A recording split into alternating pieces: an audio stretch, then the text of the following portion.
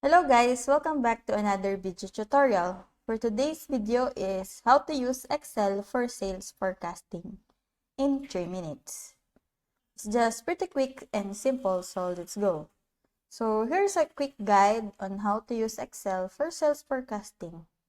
Now what you're going to do is open up Excel on your computer. Then as you can see here, there are already ready available templates that fits on your needs. So to use it for sales forecasting, just press here on more templates and let's just search for sales. And now, as you can see here, there is a sales forecast tracker. Let's just open up this one. And sales forecast tracker for small business tracks potential sales opportunity with accessible template. You can enter sales lead data and monthly forecast estimates. Monthly and yearly sales forecasts are automatically generated. Search for a small business for matching templates. So let's just press create.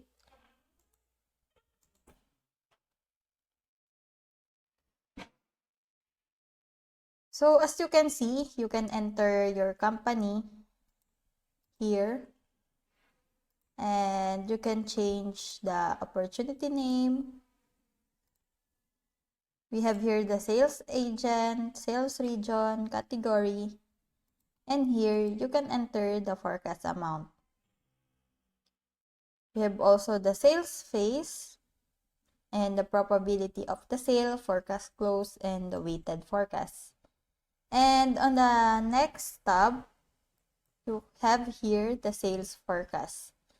You can enter the starting date here, and the table and the chart will show a 1-year forecast using the data in the forecast input tab. So you can also go here in this. So from this tab, you can manage the available options of the drop-down fields in the forecast input tab.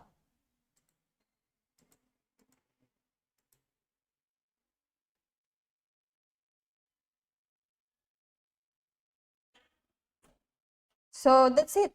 With this simple process, you can quickly generate a sales forecast and visualize it with the chart in just a few minutes using Excel.